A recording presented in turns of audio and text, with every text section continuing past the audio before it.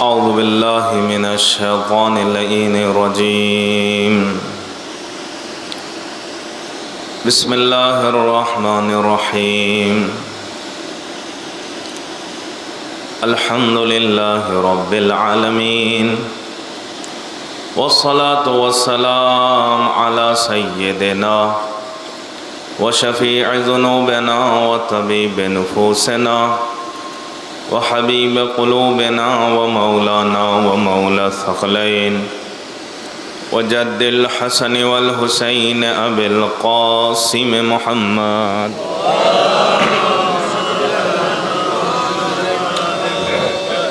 وعلى آلہ الطیبین الطاہرین المعصومین المظلومین ولعنۃ اللہ علی اعدائہم اجمعین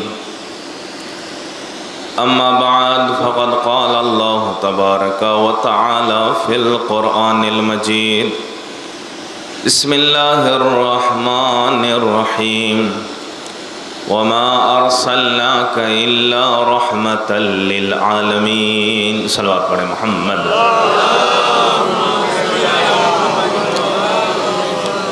اللہم صلی علی محمد وآل محمد اللہم صلی علی محمد وآل محمد اللہم صلی علی محمد وآل محمد بسم اللہ الرحمن الرحیم الحمدللہ رب العالمین الرحمن الرحیم مالک یوم الدین ایاک نعبد و ایاک نستعین اہدنا الصراط المستقیم صراط الذین انعمت علیہم غیر المغضوب علیہم ولا الضالین بسم اللہ الرحمن الرحیم قل هو الله احد الله الصمد لم يلد ولم يولد ولم يكن له كفوا احد بسم الله الرحمن الرحيم قل هو الله احد الله الصمد لم يلد ولم يولد ولم يكن له كفوا احد بسم الله الرحمن الرحيم قل هو الله احد الله الصمد لم يلد ولم يولد ولم يكن له كفوا احد اللهم صل على محمد وآل محمد اللهم صل على محمد وآل محمد اللهم صل على محمد وآل محمد بارک اللہ محمد وآل محمد کے صدقے میں سورہ کا ثواب مرحومہ عابدہ بانو بنت ذوالفقار حسین اولاد حسین ابن ابو الحسن کربلائی رسولن بانو بنت نثار علی کربلائی حسن عباس ابن سرتاج حسین کربلائی کی روح تک خدایا پہنچا دے ایک صلوات پڑھے محمد وآل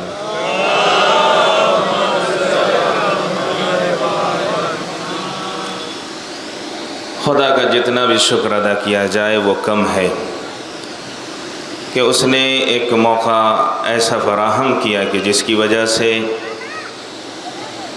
کچھ باتوں کو میں آپ تک پہنچا سکوں پہلی مرتبہ خدا نے توفیق دی ہے اور ایسے بھی آپ کے یہاں کی عزاداری ہمیشہ پورے ہندوستان میں اور آپ کی سماعت آپ ہر طرح کے فکر کو علیکم السلام رکھنے والے افراد کی خطابت کو بہترین طریقے سے سنتے رہتے ہیں آج جو میری گفتگو کا عنوان ہوگا عموماً چہلم کی مجلس میں موت ماں باپ عظمت والدین اس طرح کے عنوان پر چہلم میں گفتگو ہوتی ہے مگر آج کی گفتگو اس عنوان سے کم رہے گی لیکن حالات کی ضرورت کو مد نظر رکھتے ہوئے جو ہر طرف ایک نعرہ چلایا جا رہا ہے ایک نفرت کا بازار گرم کیا جا رہا ہے وہ نفرت کا بازار وہ شخص وہ ذات ایسی ذات کہ جس کے کردار کو صرف ایک مرتبہ کوئی پڑھ لے تو ہمارے علاوہ وہ بھی کہتا ہوا نظر آئے گا آئی لو یو محمد حالات کو مد نظر رکھتے ہوئے گفتگو کا پورا دار و مدار اسی مفہوم پر کہ وہ ذات جس کو صرف ایک مرتبہ کوئی پڑھ لے سن لے سمجھ لے تو وہ کہہ ہی نہیں سکتا کہ یہ نفرت کا بازار گرم کرنے کے لیے آئے تھے یہ قتل و غارت کرنے کے لیے آئے تھے، یہ دہشت گردی پھیلانے کے لیے آئے تھے، بلکہ ہم اگر جواب دیں گے تو لوگ کہیں گے آپ مسلمان ہیں اس لیے رسول کے حوالے سے گفتگو کر رہے ہیں۔ نہیں حضور، ہم عیسائی اور کرسچن کے پاس چلتے ہیں، اور عیسائیوں میں ایک اس زمانے کا بہترین رائٹر ہے جس کا نام ہے مائیکل ہارٹ۔ جب اس نے اپنی کتاب لکھی جس کا عنوان تھا دا 100، اس عنوان کے تحت اس نے 100 لوگوں کے نام لکھے، ایسے 100 لوگ جنہوں نے زمانے پر اثر چھوڑا ہو، ایسے 100 لوگ جنہیں زمانہ یاد کرتا ہو۔ جب اس نے 100 لوگوں کی لسٹ بنانی شروع کی تو اس میں پہلا نام محمد عربی کا رکھا، پہلا نام۔ خود اسی کے جملے ہیں کہ سیکولر اور مذہبی دونوں پیمانے پہ کامیاب ہونا بہت آسان نہیں ہے، مگر یہ محمد عربی کا کمال ہے کہ سیکولر اور مذہبی دونوں پیمانے پر ایک ایسے غریب خاندان سے اٹھنے والا انسان جس نے ایسے مہان دھرم کی بنیاد رکھی کہ جس کو آج تک لوگ اپنا سب سے بڑا افتخار سمجھ رہے ہیں، اس ذات کے حوالے سے گفتگو۔ اب رہا جب اتنی اچھی ذات ہے تو خیانتیں 2 طرح کی ہوئیں۔ دیکھیے میں ڈائریکٹ وقت نماز کا بھی رہے گا، بہت تیزی سے ایک ایسا مفہوم جو جوانوں کو ڈیبیٹ کے کام آئے، ایسا مفہوم جو آخر تک آپ ہمیشہ کسی کے سامنے بیٹھ کے آسانی سے گفتگو کر لیں۔ سوال میں واضح کروں گا اور اس کا جواب۔ ایک ایسی ذات جو محبت سے بھری ہوئی تھی، جس کے واقعات ہر جگہ ملتے ہیں، جو کوڑا ڈالنے والی جس نے روک دیا اس دن عیادت کو پہنچ گیا، جو سماج صرف جھگڑا ہی کرتا تھا اس سماج میں حجر اسود کو انصاف کی بدولت میں قائم کرنا۔ میں یہ سارے واقعات کو صرف اشارتاً گزر رہا ہوں، مگر یہاں پہ ایک بات کی طرف اشارہ کرنا چاہتا ہوں۔ رسول اسے کہتے ہیں، ہمارے نبی کی پہچان یہ ہے کہ جن کے چاہنے والوں میں اگر جھگڑا ہو، اس جھگڑے کو جو ختم کرے اسے محمد عربی کہتے ہیں۔ اب اگر ہمارے سماج میں جھگڑے ہیں، اگر ہم میں کوئی ختم کرنے والا ہے تو سمجھیے یہ رسول والا ہے، اور اگر جھگڑا بڑھا رہا ہے تو چاہے جتنا کلمہ پڑھے۔ یہ ہمارے درمیان، اچھا ہمارے یہاں کے اختلافات الگ الگ ہیں۔ ہمارے یہاں اصل میں معاملہ کیا ہے، میں آتا ہوں سید علاقے سے تو ہمارے یہاں لڑائی سید غیر سید، پڑھا ان پڑھ، پیسے والا غریب، انجمن میں فلاں انجمن فلاں ہمارے ہاں کے جھگڑے الگ ہیں۔ جو جھگڑا لگائے، جو جھگڑے کو ختم کرے، وہی رسول کی سیرت پہ چل رہا ہے۔ توجہ شرط ہے، ایک صلوات پڑھے محمد والے۔ دیکھیے میں پہلی مرتبہ آیا ہوں، میں کچھ نہیں جانتا ہوں، مگر پورے ہندوستان میں جو اوورال چیزیں چلتی ہیں اس کو مد نظر رکھتے ہوئے گفتگو کروں گا۔ ہندوستان کے الگ الگ کونوں میں جانے کا موقع ملتا ہے، اس لیے مشکل یعنی اس حوالے سے میں ذکر کرنا چاہ رہا۔ ایک صلوات پڑھے محمد والے۔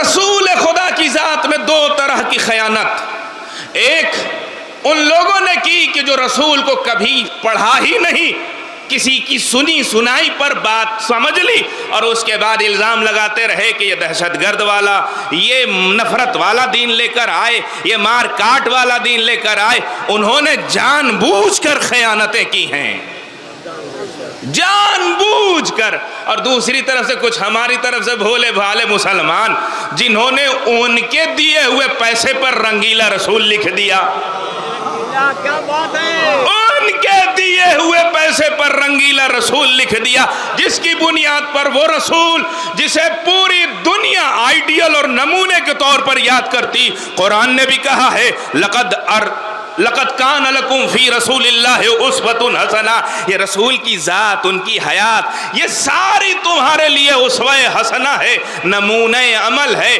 آئیڈیل ہے۔ اب اگر تمہیں کسی بھی مرحلے میں اگر آئیڈیل کی تلاش ہے تو کسی اور کے پاس نہ جانا، رسول کو تلاش کرنا۔ اگر دنیا میں کسی کو سب سے بڑا مہربان کہہ رہے ہو نا تو یقین جانو اس سے بھی بڑے مہربان کا نام محمد عربی ہے۔ کسی بھی مرحلے میں اگر جہاں دنیا کے لوگوں کی مصداق کو مد نظر رکھتے ہوئے جہاں تمہاری حد فکر کی پرواز ختم ہو جائے، اس کے بعد کے مرحلے سے جہاں پر وہ فکریں جا کر ختم ہوں گی اسے کہتے ہیں رسول اکرم۔ اب ذرا رسول اکرم کے حوالے سے ہمارے ہاں بھی ایک مظلومیت یہ ہے کہ رسول پہ گفتگو نہیں ہوتی، اور جو میں نے انالائز اور تحلیل اور جو میں نے سمجھا ہے وہ یہ ہے کہ ہندوستان اور بر صغیر کا ہمیشہ ماحول خلافت اور امامت کو لے کے بہت گرم رہا، اس کی وجہ سے ہمارے ہاں ضرورت یہ تھی کہ خلافت اور امامت پر گفتگو ہو، تو ہمارے ہاں مجلسوں میں شعر و شاعری میں تصنیف میں تالیف میں اسی کو مد نظر رکھتے ہوئے اس طرح کی کتابیں لکھی گئیں۔ تھوڑا سا رسول کو پیش کرنا چاہیے تھا، وہ نہیں ہو سکا، مگر ہاں اب ہم تھوڑا آگے بڑھ رہے ہیں تو اسی رسول کے حوالے سے اب کچھ جملے رسول کی فضیلت اور ان کی اہمیت کو مد نظر رکھتے ہوئے۔ کون رسول؟ ذرا یہ دیکھیے، علی کے بہترین شاگرد کو تاریخ بھی گواہی دیتی ہے، جبریل وہ جو کلام پاک کی آیتوں کو اللہ سے لے کر رسول خدا تک پہنچاتا تھا، وہ سورہ جو لے کر آتا تھا، جو آیتیں لے کر آتا تھا، جسے سید الملک کہا جاتا ہے جبریل، اس جبریل کی تعریف یہ ہے کہ علی ابن ابی طالب کے شاگردوں میں سے ایک شاگرد کو جبریل کہتے ہیں۔ جبریل جیسے شاگرد کے استاد کو علی کہتے ہیں، اور علی جیسے شاگرد کے استاد کو محمد عربی کہتے ہیں۔ علی جیسے شاگرد۔ اب یہاں پھر گفتگو یہ ہوگی کہ رسول کی اور بھی بہت سی چیزوں، آپ دیکھیے، غور و فکر کیجئے، آپ کو سارے واقعات پہ اگر نظر ہو، جیسے یہ خانہ کعبہ میں ہم کہتے ہیں مولا کائنات گئے ولادت کے پہلے، جیسے بنت اسد نے کہا درار ہو گئی۔ یہ فضیلت ہے خانہ کعبہ کی کہ علی کے لیے خانہ کعبہ کی دیوار میں درار ہے، مگر جب 3 دن بعد رسول آئے ہیں تو دوسری مرتبہ درار وہ محمد عربی کے لیے ہوئی ہے۔ یعنی خود رسول کی فضیلت کو سمجھنے کی ضرورت ہے۔ اب جہاں تاریخ شجاعت، تاریخ فضیلت، بہادری کا ہر چیپٹر جب دنیا لکھنے پہ بیٹھتی ہے، جب اس پر تحلیل کرتی ہے، تو اور رسول کی جنگوں کو پڑھنے کے بعد جب جنگوں کو پڑھ لیتی ہے تو اس کے بعد ایک جملہ کہتی ہے کہ اس کائنات میں سب سے بڑے بہادر کو علی کہتے ہیں۔ مگر جب علی جیسے بہادر سے پوچھا گیا کہ آپ کی نظر میں سب سے بڑا بہادر کون ہے، تو علی کہتے ہیں میری نظر میں سب سے بڑے بہادر کو محمد عربی کہتے ہیں۔ پھر دلیل بھی دے رہے ہیں۔ دلیل کیا ہے؟ دلیل یہ ہے، دلیل فرماتے ہیں، اور جب آپ جنگ بدر کا مطالعہ کیجئے وہاں پہ ملے گا، مولا کائنات کہتے ہیں کہ جب ہم کو پناہ لینی ہوتی تھی تو ہم رسول کے پاس جاتے تھے، جب ہم کو پناہ لینی ہوتی تھی تو ہم رسول کے پاس جاتے تھے، اور رسول کے پاس جانے کی وجہ یہ تھی کہ دشمن کے سب سے قریب جو ذات ہوتی تھی وہ رسول اکرم کی ذات ہوتی تھی۔ یہ کون کہہ رہا ہے؟ علی جیسا بہادر۔ آئیے ایک اور خیبر کے ایک واقعے کی طرف اشارہ کر رہا ہوں تاکہ پھر اپنے اصل موضوع پہ پہنچوں۔ 40ویں دن علم دینے کی بات ہوئی، اس پہ بھی میں بات نہیں کرنا۔ کل ایک جگہ میں مجلس پڑھ کے آیا ہوں جس کا صرف عنوان ہی یہی تھا، رسول خدا کی خیبر میں حکمت عملی۔ صرف ہمیشہ علی کی خیبر آپ نے سنا ہے، مگر میں نے رسول کی کل خیبر، اس میں سے ایک جملہ جو بہت اہم ہے وہ یہ ہے کہ جیسے ہی 40واں دن آیا تو لوگوں نے خود سے کہنا شروع کر دیا علی کی آنکھوں میں درد ہے اور علی کے سر میں درد ہے، اس لیے علی کو علم نہیں ملے گا۔ بلایا گیا، علی آئے، رسول نے اپنے لعاب کو علی کی آنکھ میں لگایا، جیسے ہی آنکھوں میں لگایا آنکھوں کا درد ختم ہو گیا۔ میں ایک بات پہنچانا چاہتا ہوں، جو تمام دنیا کی تکلیف اور درد اور مشکل کو دور کرے اسے مشکل کشا علی کہتے ہیں، اور جو علی کی تکلیف کو دور کرے اسے محمد عربی کہتے ہیں۔ ایک صلوات پڑھیں محمد وآل محمد۔ نعرہ تکبیر، اللہ اکبر، نعرہ تکبیر، اللہ اکبر، نعرہ رسالت، یا رسول اللہ، نعرہ رسالت، یا رسول اللہ، نعرہ حیدری، یا علی، نعرہ تلوار۔ اللہم صلی علی محمد وآل محمد۔ اب ذرا ایک مفہوم، ایک سوال اور اس سوال کا جواب، اور مجلس اسی پہ ختم ہوگی انشاءاللہ۔ آخر میں کچھ موت کے حوالے سے 2-3 پیغام۔ دیکھیے حالات کی ضرورت کی وجہ سے میں یہ ذکر کر رہا ہوں۔ پہلا سوال جو یہ کہا جاتا ہے وہ رسول صرف مار کاٹ، دہشت وحشت نفرت یہی پھیلانے کے لیے آئے تھے، خشونت کا دین لے کر آئے تھے، صرف یہی کام۔ اچھا ذرا اس سوال کو ہم لوگ اگر تھوڑا سا اور ایکسپلین کریں تو سوال آپ کو سمجھ میں آئے گا۔ اگر کسی ایک سادہ ذہن رکھنے والے افراد کے سامنے کہا جائے ایک انسان آیا، 40ویں سال اس نے اعلان نبوت کیا، 13 سال اس کے مکے میں ہیں، 13 سال میں کوئی جنگ نہیں، مدینے میں جب پہنچا تو 10 سال میں پہلی ہجری میں کوئی جنگ نہیں، دوسری ہجری میں جنگ بدر، اور دوسری ہجری سے لے کے 10ویں ہجری تک کل 9 سال میں 85 جنگیں کی، تو کیا نتیجہ نکلے گا؟ کوئی سوچے؟ کسی کے سامنے اگر اس طرح سے ذکر کیا جائے اس کا مطلب یہ ہے کہ یہ سوال بہت اہم ہے، اور یاد رہے یہ نہ سمجھا جائے کہ ہم بہت اچھا سمجھتے، نہیں، ہمارے ہی یہاں بچپنے سے چیزیں اگر حل نہیں ہوتی ہیں، سمجھ میں نہیں آتی ہیں، تو اپنے ہی میں سے کوئی 26 آیت کا انکار کرتا ہے۔ ایک دن میں کوئی ایسا نہیں بنتا، بلکہ اس کے پیچھے ایک زمانہ لگا رہتا ہے۔ اور میں اس طرف اشارہ نہیں کرنا چاہتا، دشمن پراپر کام کر رہا ہے ہمیں بہکانے کے لیے، لوگوں کو بہکانے کے لیے، اور جب وہاں کوئی جوان بھٹک جاتا ہے فوراً ان کی طرف سے لکھی ہوئی کتاب وہیں پہ وہ دے دیتے ہیں، اب جب انہی کے مطلب کی کتاب موجود ہے تو وہ یقین کر لیتا ہے۔ اب ذرا اور آگے بڑھیے، ذرا اور آگے، رسول خدا کی ذات 9 سال میں 85 جنگ، اور آگے بڑھتے ہیں۔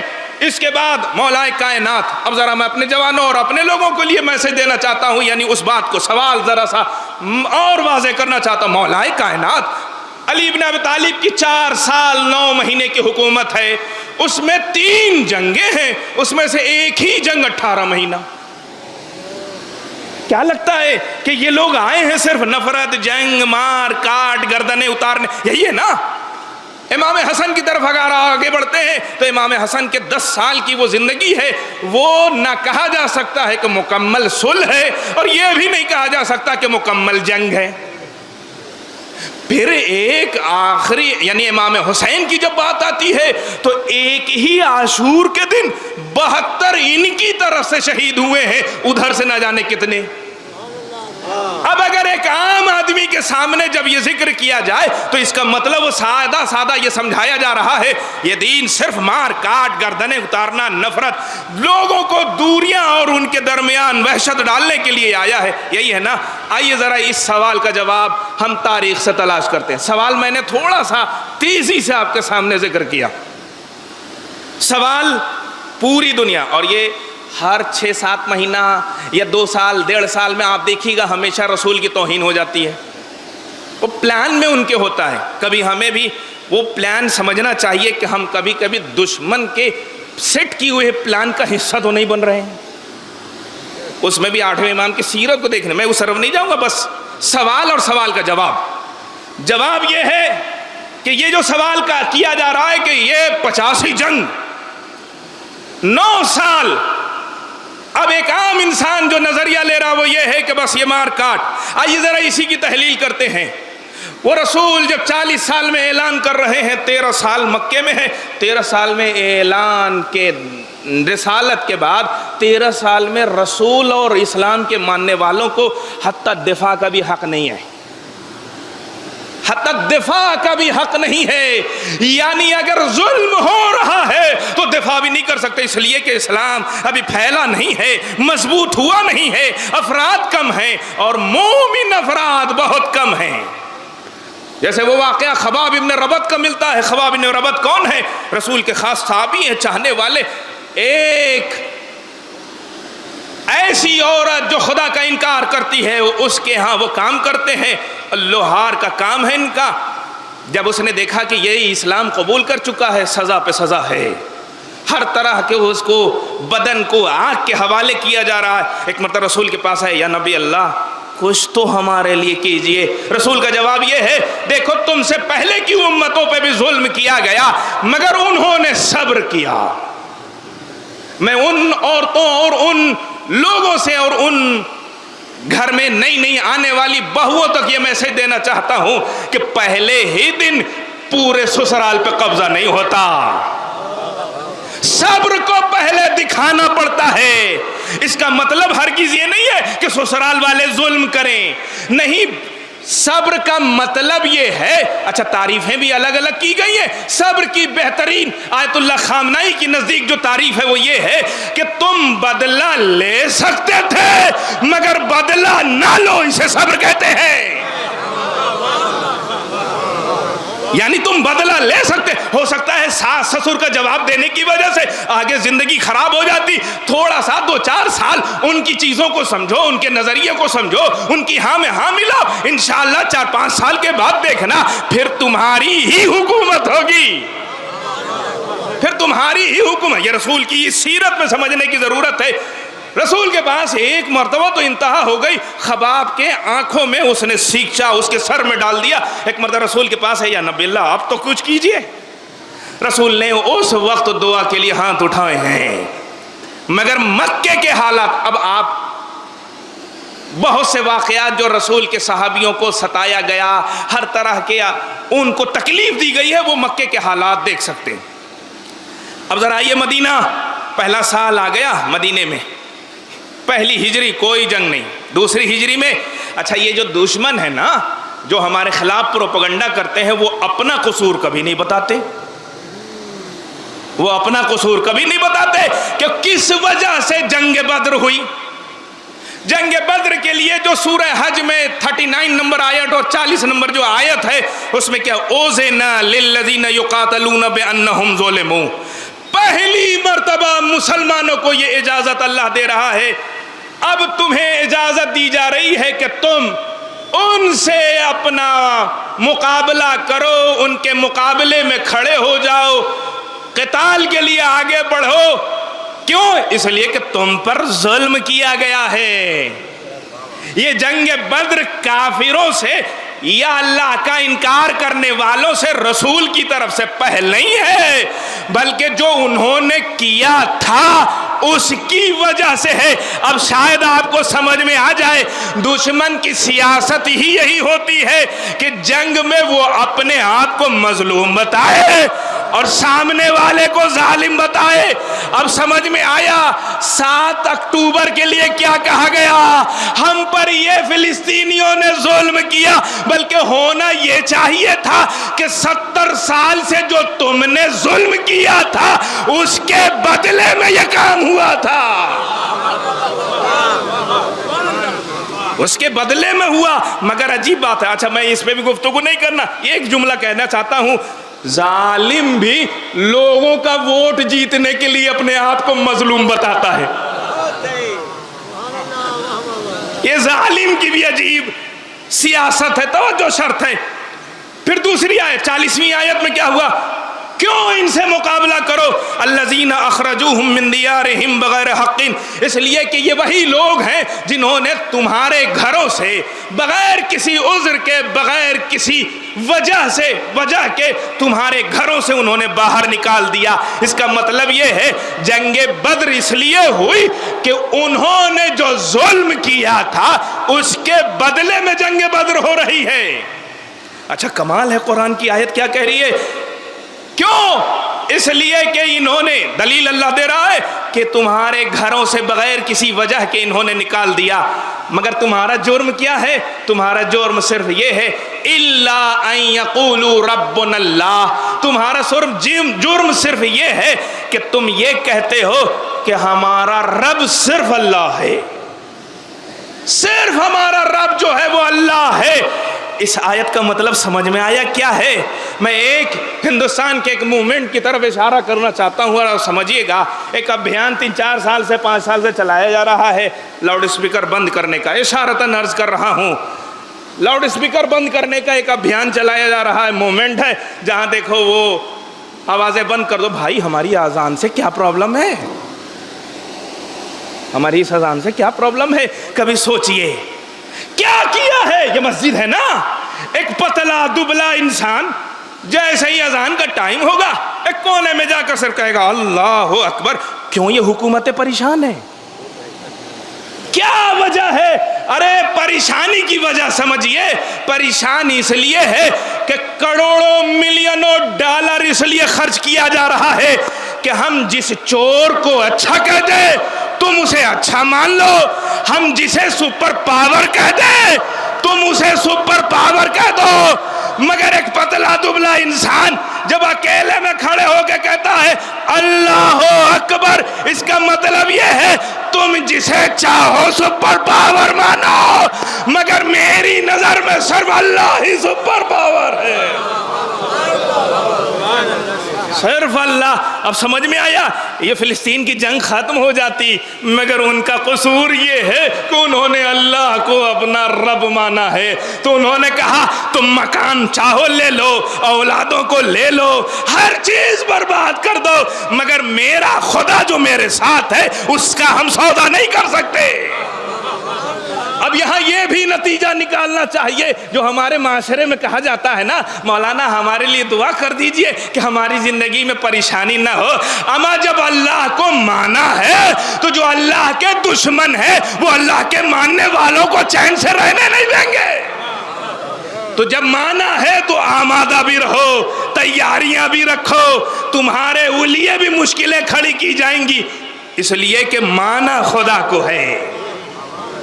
بہت سے لوگ کہتے ہیں دعا کیجئے، حالانکہ میں ایک جملہ ایک اور یہ بھی کہتا ہوں کہ یہ نہ کہو کہ مشکلیں ہماری زندگی میں نہ آئیں، بلکہ یہ کہو پروردگارا مشکلیں اس لیے دے تاکہ مشکل کشا سے رابطہ برقرار رہے۔ ایک صلوات پڑھیں محمد والا۔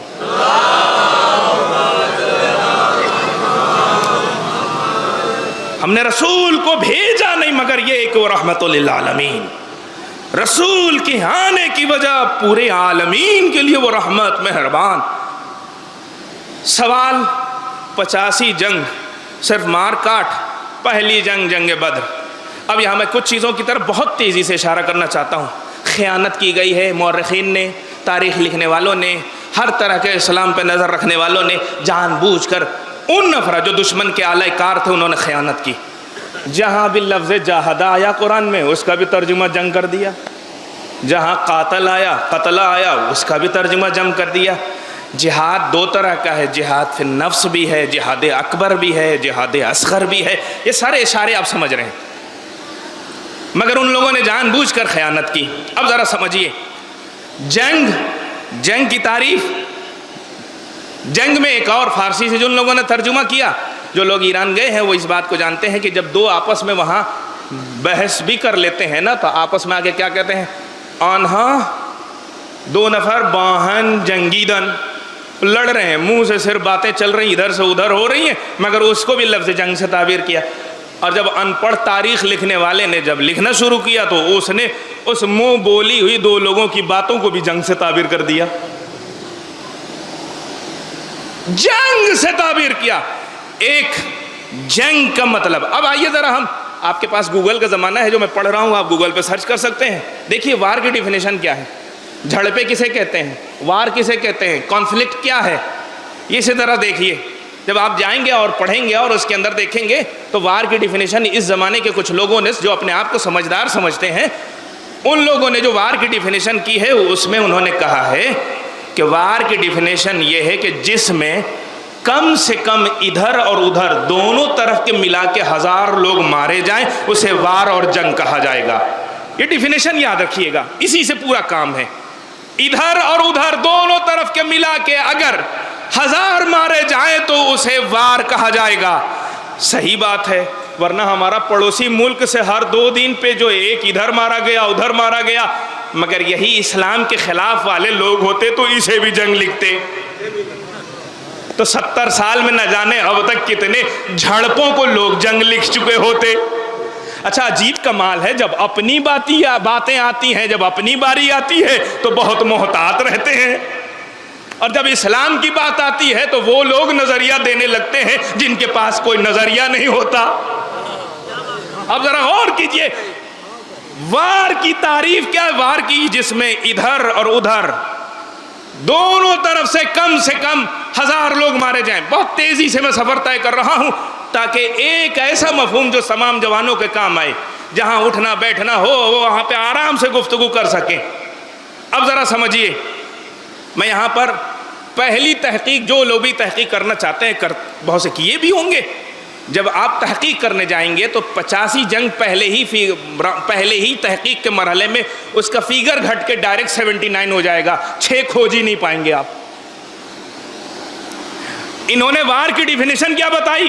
ادھر اور ادھر یعنی دشمن اور اپنے لشکر میں دونوں طرف سے ملا کے کم سے کم اگر 1000 مارے جائیں تو اسے وار کہتے ہیں۔ مگر جب اندھوں نے جب اسلام کے خلاف بغض رکھنے کی بنیاد پر جب تاریخ لکھنی چاہی تو جنگ تبوک وہ جنگ ہے جس میں رسول 600 کلومیٹر جا رہے ہیں، تپتے صحرا میں لوگ بہت مشقت کے ساتھ پہنچے۔ جب وہاں پہنچے تو خبر ملی کہ جو خبر ملی تھی، جب دیکھا رسول نے کہ جو بتایا گیا تھا کہ یہاں بہت بڑا لشکر ہے، کوئی لشکر نہیں۔ رسول گئے اور ویسے ہی واپس آ گئے، نہ ادھر کوئی مرا نہ ادھر۔ جب کوئی تھا ہی نہیں تو جنگ ہی نہیں ہوئی، مگر اسے بھی لکھا گیا جنگ تبوک، اسے بھی لکھا گیا جنگ تبوک۔ اب پہلے مرحلے میں جب تحقیق کی تو 79۔ اب میں جوانوں سے بتانا چاہتا ہوں 2 طرح کے، اس میں کچھ سرایا ہیں اور کچھ غزوات ہیں۔ غزوات اور سرایا میں فرق کیا ہے؟ غزوہ اسے کہتے ہیں جس میں رسول لشکر کے ساتھ خود لڑنے گئے تھے، سرایا اسے کہتے ہیں جس میں لشکر کو رسول نے بھیج دیا تھا اور خود مدینے میں تھے۔ اب اس کی تعداد کتنی ہے؟ سرایا کی تعداد 50 ہے، اور غزوات کی کتنی نکلی آپ کا حساب تو مضبوط ہوگا۔ 79 میں اب 29 غزوے ہو گئے۔ کہاں ہم 85 سے چلے تھے، 79 اس میں بھی غزوہ، تو اب ہم اس غزوے میں جس میں رسول شریک تھے اس کے اوپر فوکس کریں گے، اور جس میں لشکر صرف گیا رسول نہیں گئے اس سرایا پہ بات نہیں کریں گے۔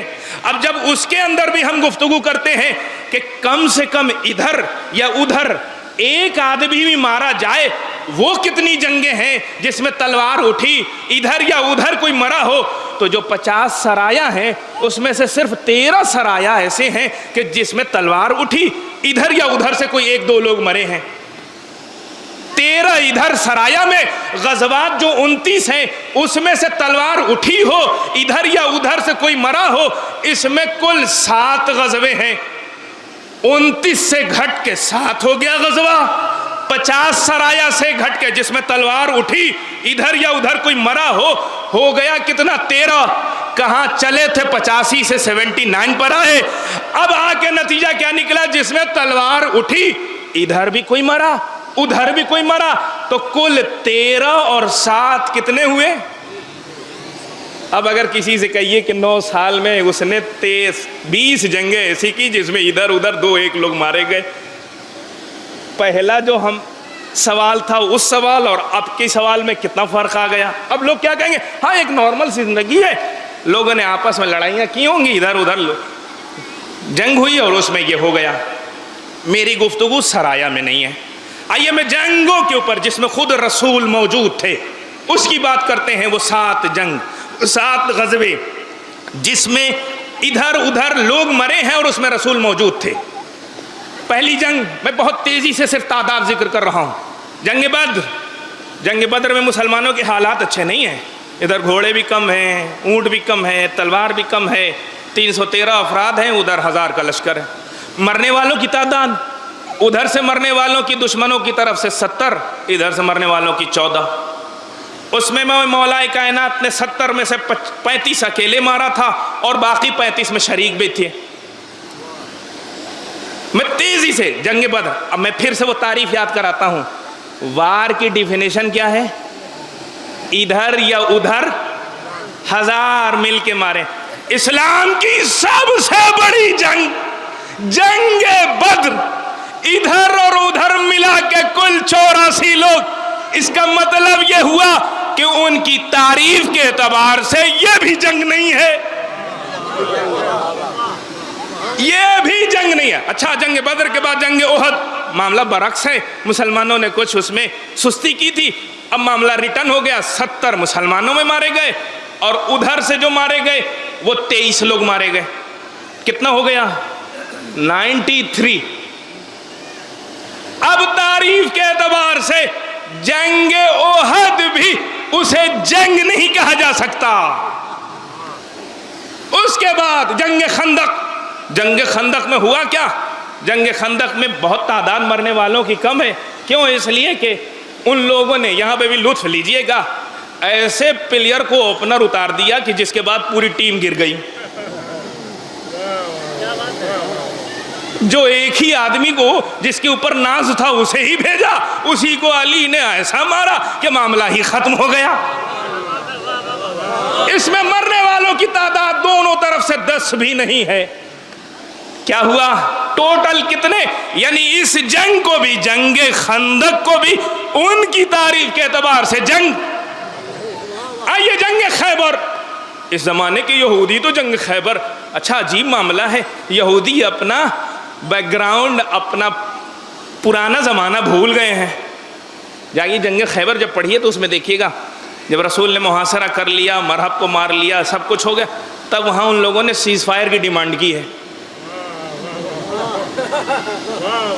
کل بھی یہودی انہوں نے سیز فائر کی ڈیمانڈ کی تھی، اور آج کے بھی یہودی،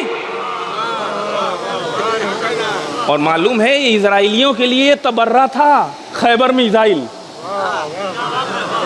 تبرہ صرف زبان کا نام نہیں ہے۔ پھر میں جنگوں کی طرف جاؤں گا تو ابو جہل جب مارا گیا جنگ بدر میں تو معلوم ہے کیا کہہ رہا ہے؟ اے کاش مجھے کوئی بڑے خاندان والا مارتا تھا، مجھے اچھا لگتا۔ رسول نے غلام کے ذریعے اسے قتل کروایا تھا۔ کبھی کبھی یہ رسول کی حکمت، موت کے لیے بھی جسے چنا وہ موت بھی لوگوں کے لیے تکلیف دہ بن گئی۔ یہ بار بار جو ریکویسٹ کی گئی کہ اب سیز فائر ہو جائے، کیوں؟ اس لیے کہ ایک خیبر میزائل نے ان کی 1400 سال پرانی ہسٹری کو پھر سے کھول دیا تھا۔ ایک صلوات پڑھے محمد والا۔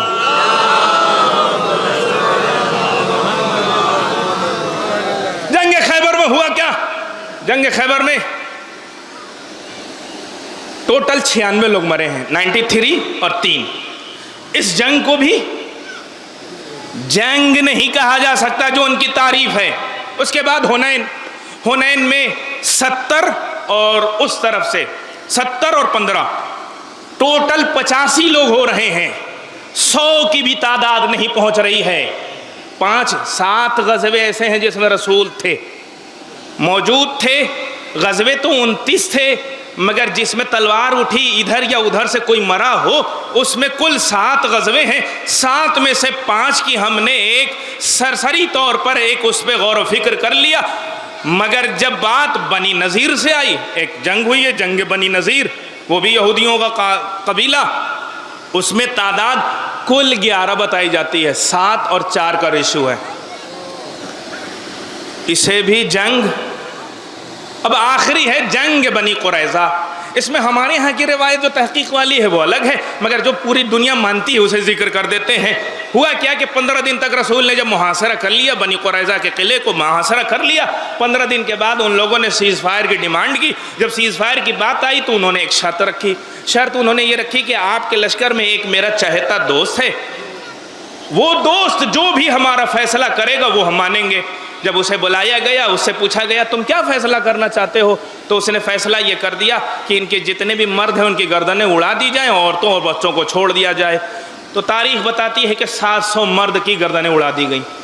حالانکہ ہمارے یہاں کے محققین کہتے ہیں یہ روایت بھی جھوٹی ہے، ہمارے یہاں کے محققین یہ بھی کہتے ہیں کہ یہ روایت، بہرحال ہم مان لیتے ہیں 700، مگر تعریف جو انہوں نے کی تھی کہ ادھر اور ادھر ملا کے 1000 مارے جائیں، اسے بھی جنگ نہیں کہا جا سکتا۔ کل 7 غزوے جس میں رسول موجود تھے، جس میں تلوار اٹھی، ادھر یا ادھر کے کچھ لوگ مارے گئے، ان میں مرنے والوں کی تعداد بہت زیادہ نہیں ہے۔ جب ٹوٹل 7 غزوے کا خلاصہ کریں گے تو 1200 بھی نہیں پہنچیں گے۔ اب سمجھ میں آیا، یہ جان بوجھ کر رسول کے اوپر الزام لگایا گیا ہے، یہ جان بوجھ کر اسلام کے اوپر الزام لگایا گیا ہے۔ یہ ویسا ہی الزام ہے جیسا کہ کچھ ہمارے خلاف، شیعوں کے خلاف بھی الزام لگائے گئے، مگر ہم شکریہ ادا کرنا چاہیں گے، اے غزہ والو، اے فلسطین والو، تمہارا شکریہ کہ تم نے یہ بتا دیا، تمہاری جنگ نے بتا دیا کہ حق پر کون ہے اور کون حق پر نہیں ہے، کون حق کا ساتھ دینے والا ہے۔ اور ہمارے جوانوں کے لیے یہ بھی واضح ہو گیا کہ لوگ کہتے ہیں ارے کیا وجہ ہے کہ ان کی مدد کے لیے صرف علی والے کیوں بول رہے ہیں، یہ لبنان میں علی والے کیوں بول رہے ہیں، عراق میں علی والے کیوں بول رہے ہیں، یمن میں علی والے کیوں بول رہے ہیں، ایران میں علی والے کیوں بول رہے ہیں؟ ارے بات صحیح ہے، کیوں؟ اس لیے کہ کب ان کے کبھی پروجوں نے کسی چیز میں ساتھ دیا ہے؟ کل بھی حق کے لیے علی اور اولاد علی تھی، اور آج بھی علی کے چاہنے والے ہیں۔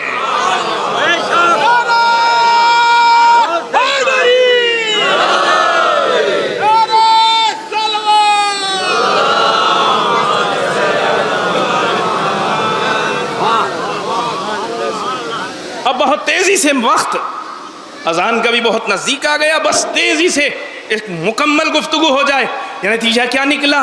نتیجہ یہ ہے کہ جو انہوں نے بتایا ہے وہ ایسا ہے نہیں۔ اس لیے ہم تمام لوگوں سے یہ گزارش کرنا چاہتے ہیں، کسی کے کہے سنے سنائے پہ عمل نہ کرو، ایک مرتبہ قرآن پڑھو، ایک مرتبہ رسول کی تاریخ پڑھو، صحیح تاریخ، جب اس تاریخ کو پڑھو گے تو نتیجہ ملے گا۔ اب ذرا سمجھنے کی ضرورت ہے، جو لوگ اسلام کو دہشت اور وحشت اور نفرت والا دین بتاتے ہیں ان کی زبانیں بند ہو جاتی ہیں۔ 1914 سے لے کے 1918 میں جنگ جہانیہ اول پہلی جنگ جو ہوئی اس میں کتنے لوگ مارے گئے؟ 1 کروڑ۔ کسی میں دم نہیں ہے کہ جو کھڑا ہو کے کہہ دے کہ یہ لوگ نفرتی لوگ ہیں۔ جنگ جہانیہ دوم 1939 سے 1945 تک 5-6 سال میں 7 کروڑ لوگ مارے گئے۔ کسی میں جرأت نہیں ہے جو کھڑا ہو کے کہہ دے کہ ہاں یہ لوگ نفرتوں کو پھیلانے والے تھے۔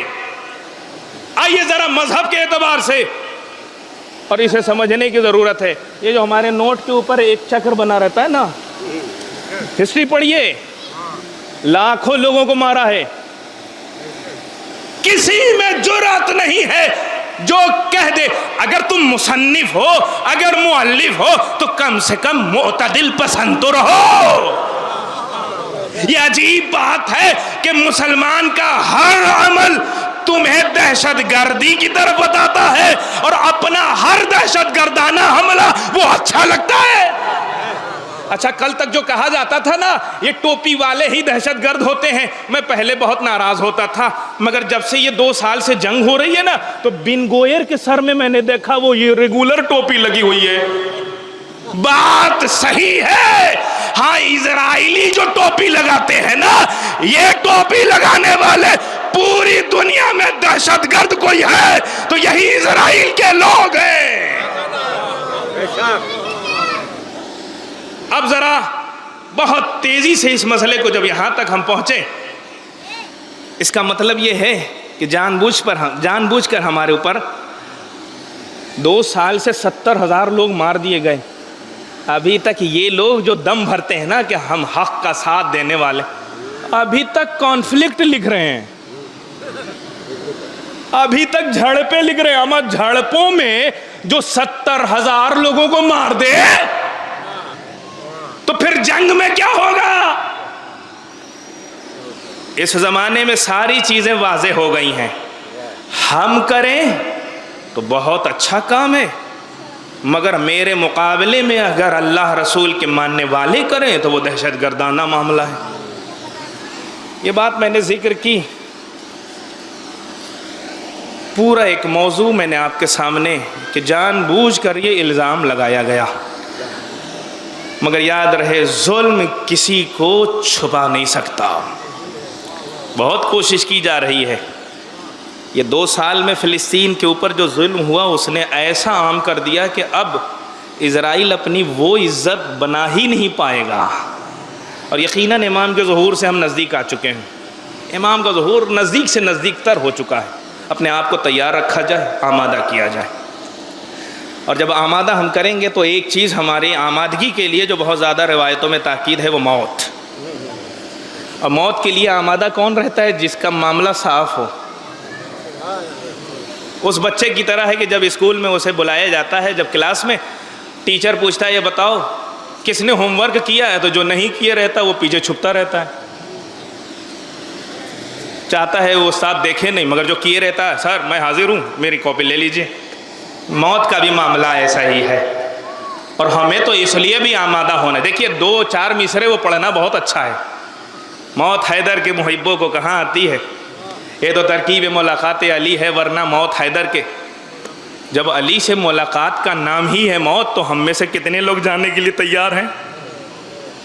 بات آتی ہے عمل کی. کربلا میں جو کام ہوا ہے نا وہ یہی ہوا ہے کہ امام حسین نے لوگوں کو اتنا پاکیزہ بنا دیا تھا کہ موت ان کے لیے آسان لگ رہی تھی.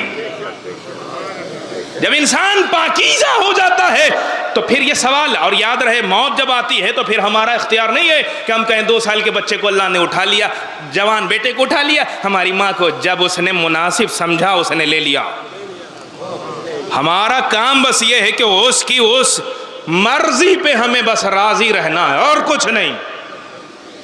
ہم چون چرا تک نہیں, وہ بہتر جانتا ہے. جب کوئی سہارا نہیں تھا اس نے سہارے دیے. جب وہ ماں کو بھی لے رہا ہے تو وہ یہ ایمان کا معاملہ ہے. مگر جب ماں دنیا سے جاتی ہے تو واقعاً گھر سونا ہو جاتا ہے. اور یہ ماں باپ ہمارے پریشان بھی رہتے ہیں. صرف دنیا سے چلے جانے کے بعد ایسا نہیں ہے کہ بے چین نہیں رہتے. وہ روایت آ کے کہنے والے نے کہا پریشانی ہے یا نبی اللہ کیا کروں؟ کہا جاؤ اپنے ماں سے دعا کے لیے کہو, باپ سے کہو. ماں کا زیادہ مرتبہ بتایا گیا ہے. کہا جاؤ. کہا نہیں ہے. کہا ان کی قبر کو جا کے وسیلہ بناؤ. کہا وہ بھی نہیں معلوم ہے. کہا جب قبرستان جاؤ تو وہاں نشان ایک باپ کی قبر کا بناؤ, ایک ماں کی قبر, اور اس نشان کو وسیلہ بناؤ. اس روایت سے معلوم ہے کیا سمجھ میں آ رہا ہے؟ مرنے کے بعد بھی جو اپنی اولاد کے لیے پریشان رہتی ہے نا وہ والدین ہیں. وہ سوال جو لوگ کرتے ہیں کہ یہ شہید ہمیں کیسے مدد پہنچاتے ہیں, یہ روایت تو ماں باپ کے لیے وہ رتبہ بیان کر رہی ہے.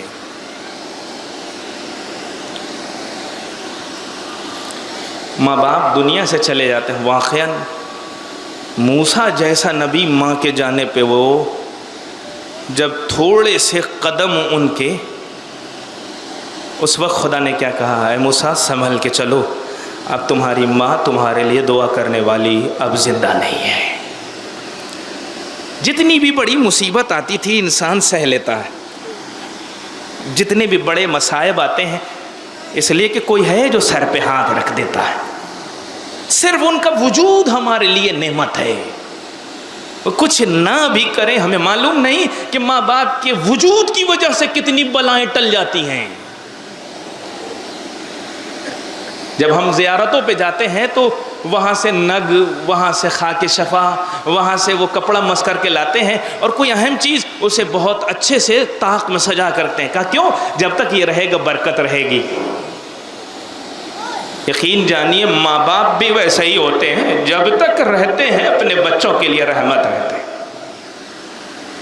جب تک رہتے ہیں اللہ بچوں کو توفیق عطا فرمائے کہ بچے اپنے ماں باپ کی عظمت کو سمجھیں. صحیفہ سجادیہ کی وہ دعا پڑھنے کی ضرورت ہے جو جس میں مولا چوتھے امام نے ذکر کیا ہے کہ پروردگارا مجھے اپنے ماں باپ سے ایسے ڈرنے کی توفیق عطا فرما کہ جیسے میں بادشاہ سے ڈرتا ہوں. یعنی ماں باپ کا مرتبہ ہے، اس میں بھی ماں کا. عزادارو، ایک ماں کے ایصال ثواب کی مجلس ہے. عام دنیا کی ماؤں کا معاملہ یہ ہے کہ رسول نے بتایا جاؤ اپنی پریشانی قبر پہ ان کے ذکر کرو، تمہاری پریشانیوں کو دور کریں گی. دنیا کی عام ماؤں کا یہ معاملہ ہے، حسنین کی ماں کا کیا ہو؟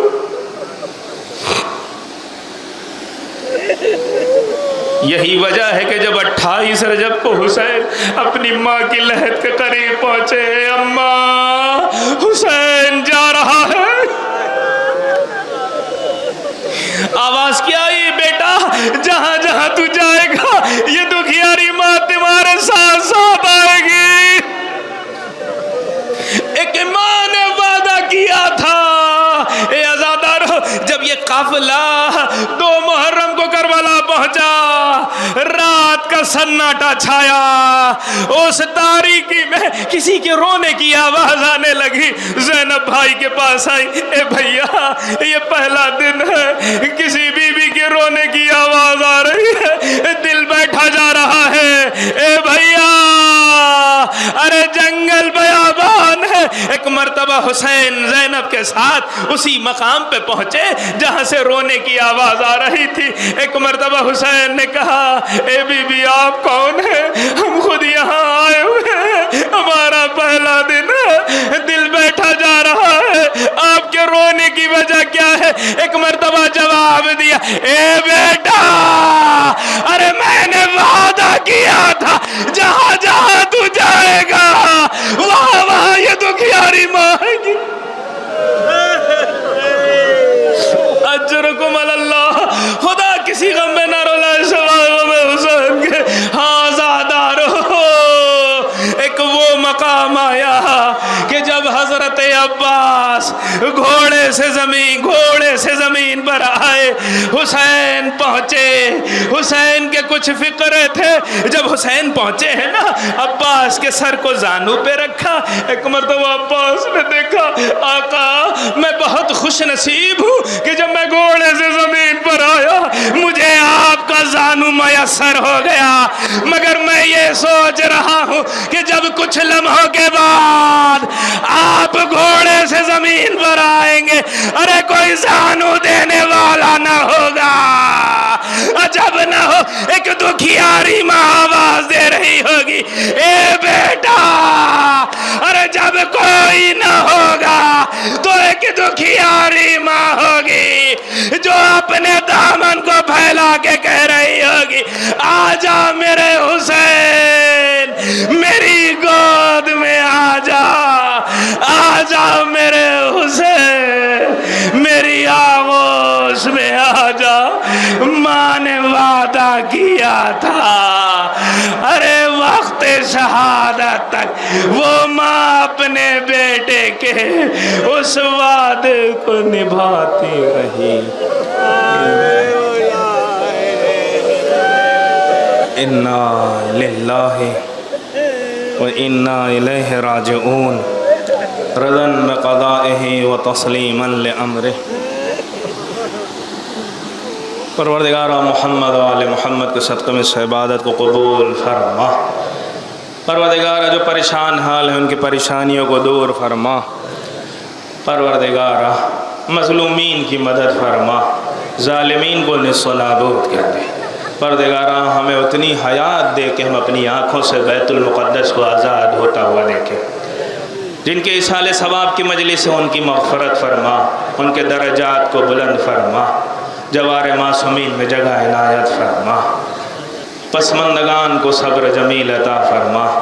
بار الہ ہمارے سروں پر مراج کرام خصوصاً رہبر معظم کا سایہ قائم اور دائم۔ سب سے اہم دعا ہمارے امام کے ظہور میں تعجیل فرما، ہمیں صلاح بنا دے کہ ہم ان کے انصار و عوام میں شمار ہو سکیں۔ ربنا وتقبل منا انک انت السمیع العلیم۔ اللہم صلی علی محمد وعلی محمد، اللہم صلی علی محمد وعلی محمد، اللہم صلی علی محمد وعلی محمد۔ بسم اللہ الرحمن الرحیم، الحمدللہ رب العالمین، الرحمن الرحیم، مالک یوم الدین، ایاک نعبد و ایاک نستعین، اہدنا الصراط المستقیم، صراط الذین انعمت علیہم غیر المغضوب علیہم ولا الضالین۔ بسم اللہ الرحمن الرحیم، قل هو اللہ احد اللہ الصمد لم یلد ولم یولد ولم یکن له کفوا احد۔ بسم اللہ الرحمن الرحیم، قل هو اللہ احد اللہ الصمد لم یلد ولم یولد ولم یکن له کفوا احد۔ بسم اللہ الرحمن الرحیم، قل هو اللہ احد اللہ الصمد لم یلد ولم یولد ولم یکن له کفوا احد۔ اللہم صلی علی محمد وآل محمد، اللہم صلی علی محمد وآل محمد، اللہم صلی علی محمد وآل محمد۔ بار اللہ محمد وآل محمد کے صدقے میں اس سورہ اس مجلس کا ثواب عابدہ بانو کربلائن مرحومہ بنت ذوالفقار حسین اولاد حسین ابن ابو الحسن رسولن بانو بنت نثار علی حسن عباس ابن سرتاج حسین اور یہاں بیٹھے ہوئے تمام مومنین کے مرحومین شہداء خصوصاً سید المقاومہ کی روح تک خدایا پہنچا دے۔ اللہم صلی